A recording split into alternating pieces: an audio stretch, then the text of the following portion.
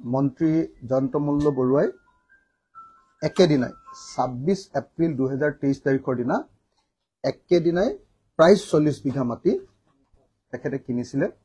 ৰঙিয়াত 40 বিঘা মাটি আৰু তাতে 85 বিঘা মাটি সেই ৰঙিয়াতে তেখেতে বেদখল কৰি ৰাখিছে মই ৰিপিট কৰি দিছো কাৰবাৰ ভুল হ'ব পাৰে চৰকাৰী মাটি 85 বিঘা বেদখল কৰি ৰাখিছে ৰঙিয়াত 85 বিঘা মাটি বেদখল কৰি ৰাখিছে মন্ত্ৰী জয়ন্তমল্ল বৰুৱা ডাঙৰীয়াই আৰু সেই একে ঠাইতে একেদিনতে 26 এপ্ৰিল 2023 তাৰিখ অৰ্থাৎ তেখেত মন্ত্ৰী হোৱাৰ পাছত 2022 জুন মাহত তেখেত মন্ত্ৰী হৈছে 23 চনৰ এপ্ৰিল মাহৰ 26 তাৰিখৰ দিনা তেখেতে 40 বিঘা মাটি কিনিছে তাৰ আগত আপোনালোক সকলোৱে জানে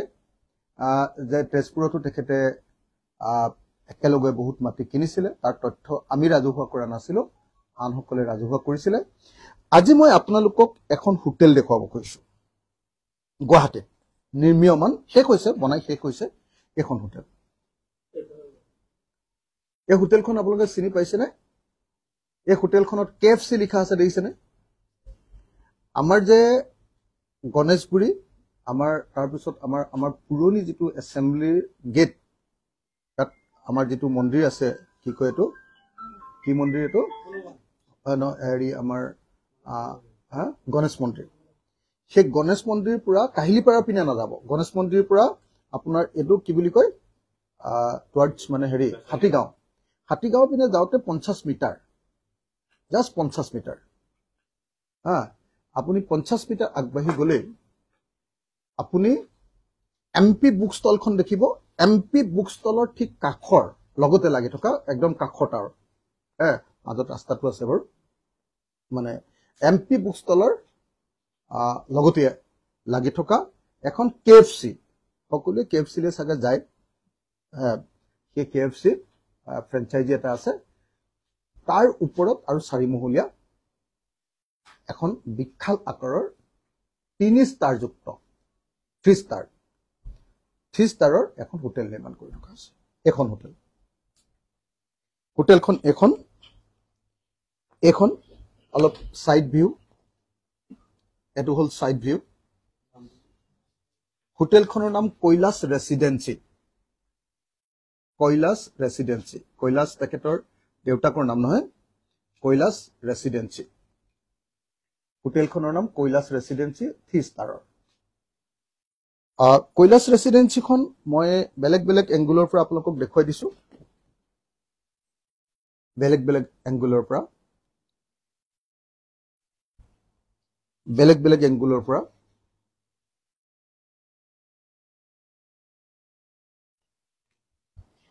বেলেগ এংগুলৰ পৰা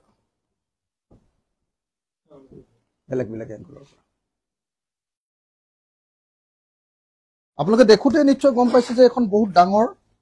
টাৱাৰৰ নিচিনা ওপৰলৈ উঠি যায় গ্লাছৰ তাৰ নিৰ্মিত খুব ধুনীয়া এখন হোটেল খুব ধুনীয়া হোটেল সেই হোটেলখন কোনদিনা তাৰ মাটি পট্টাৰ কপিটো দি দিছো আপোনালোকক ইতিমধ্যে হাতে পট্টাৰ কপিটো দি দিছো সেই হোটেলখনৰ মাটি কিনাৰ তাৰিখটো কোনদিনা জানে সেই তাৰিখটো 26 এপ্ৰিল 2023 অৰ্থাৎ মন্ত্ৰী জয়ন্তমল্ল বৰুৱাই 26 এপ্ৰিল 2023 দিনা 26 এপ্ৰিল 2023 দিনা মন্ত্ৰী জয়ন্তমল্ল বৰুৱাই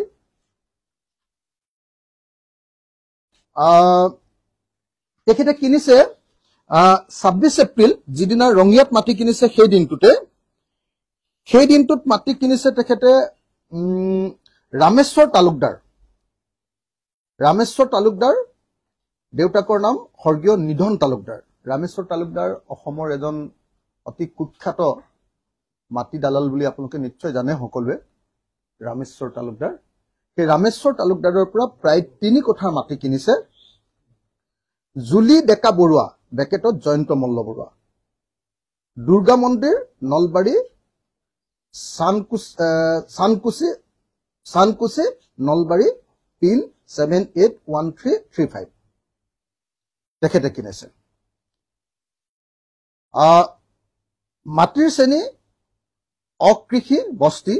মাটি সেইটো আৰু একেবাৰে একদম প্ৰচেলিকাৰ হা তো নামজাৰি কৰিছে আপোনাৰ শ্ৰী নলিন চন্দ্ৰ বুঢ়াগোহাঁই আৰু শ্ৰীমতী পুণ্য গোহাঁইৰ সহলত শ্ৰী ৰামেশ্বৰ তালুকদাৰৰ নামত নামজাৰি কৰা হল নাটমণ্ডল পূৰ্ণ মহন্ত চক্ৰ বিষয়া হুকুম চক্ৰ বিষয়াৰ 26/4/2023 নামজাৰি নম্বৰ MET/DIS/2022/23 89839/OMUT হুকুম মৰ্মে 1083 ডাগৰ 1083 নম্বৰ ডাগৰ 0 বিঘা 2 কঠা 18 জোঠা 79 লেচা 18.79 লেচা মাটি খ দ সূত্ৰে শ্ৰী ৰামেশ্বৰ তালুকদাৰৰ স্থলত জুলি ডেকা বৰুৱাৰ নামত নামজাৰি কৰা হল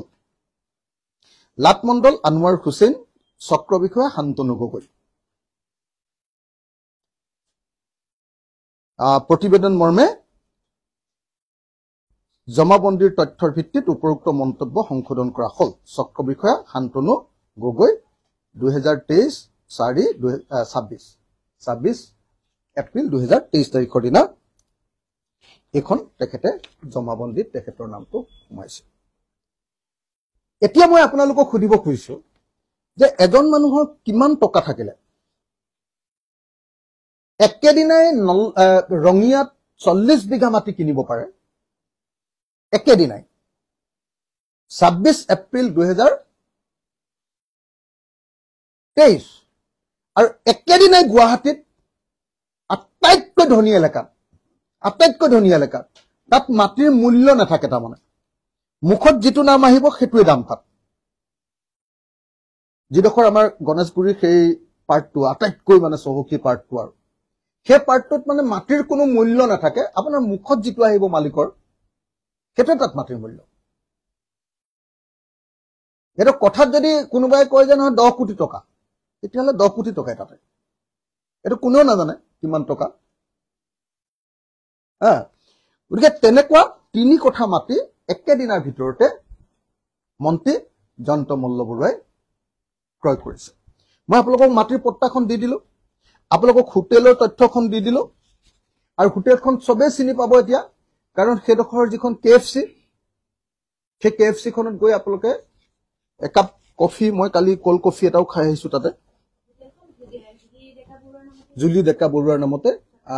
হয় আৰু ইন্টাৰেষ্টিংলি মই আৰু বহুত বেছি কথা ক'ব নোৱাৰো কাৰণ প্ৰসেস চলি আছে ইন্টাৰেষ্টিংলি সাবসিডিৰ কাৰণে বোধহয় আকৌ যেনেকে গৰুৰ সাবসিডি 50 লাখ পাইছিলে এবাৰ হোটেলৰ সাবসিডিও চাগে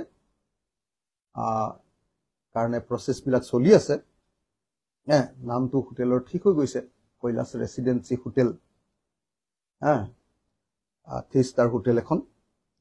এনে দেখিবলটো বেয়া লগা নাই ভালে লাগিছে নহয় জানো আপুনি বিল্ডিংটো ধুনিয়া হয় নহয় একদম ধুনিয়া বিল্ডিং এটা তেখেতে নিৰ্মাণ কৰি আছে